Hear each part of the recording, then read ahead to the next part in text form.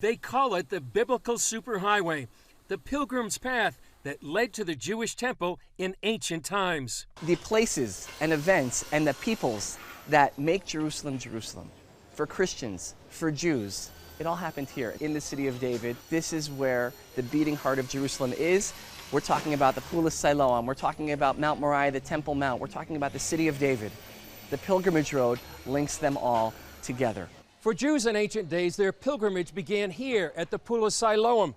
It's a mikveh or ritual bath. It's the size of 2 Olympic swimming pools. They would purify themselves here before going up to the Temple Mount to worship God. The historian Josephus says that 2,000 years ago, on the pilgrimage festivals, there would have been more than 2 million people going up on pilgrimage. That's a lot of people who need to bathe. The pool is also where Jesus healed the blind man, as recounted in the book of John. Its location was hidden by a road until 15 years ago, when a sewage leak led to excavations, the discovery of the pool, and much more. The archaeologists, when they find the Pool of Siloam, so they understand if that's the pool, and they know where the temple stood on the Temple Mount some 2,000 years ago, the same Temple Mount as today. Zev Orenstein with the City of David Foundation says archaeologists wondered how the pilgrims traveled from the pool to the Temple Mount. So the archaeologists widened the excavation, and we are standing on the very answer to that question. We are standing atop the ancient pilgrimage road. These are the stones that Jesus would have walked on his way up to the temple.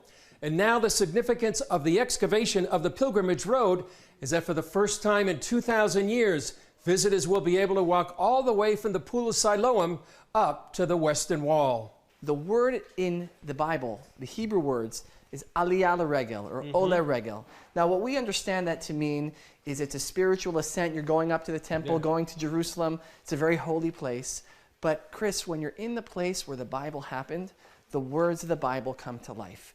Because as we're walking right now, and I'm sure you could feel it, we're walking uphill. And it was more than that. This would have been like Times Square. You would have had on both sides of the road, and keep in mind, the road is about 3, 4, 5 times wider than what we see over here. You would have had shops, stalls along both sides of the road. This is the center of Jerusalem from a spiritual perspective, from a communal perspective, also from a commerce perspective. According to the Israel Antiquities Authority, the road took 10 years to build, from 20 to 30 AD, and was constructed by Pontius Pilate.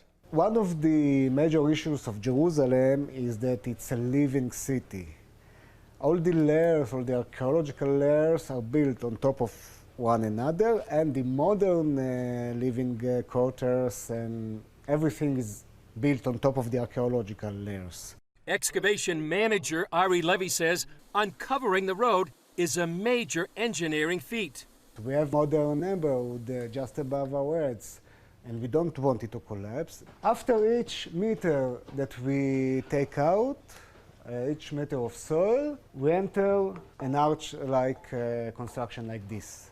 This supports the entire weight of what we have above us. Along the route, you can see many places where the road remains intact and others where it's destroyed given its violent history. We know that the Romans, they destroyed Jerusalem, and if you would find everything perfectly intact, well, it wouldn't seem like much of a destruction.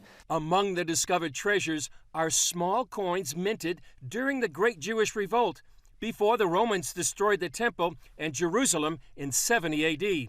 Scholars often wonder why the Jews made worthless coins instead of weapons.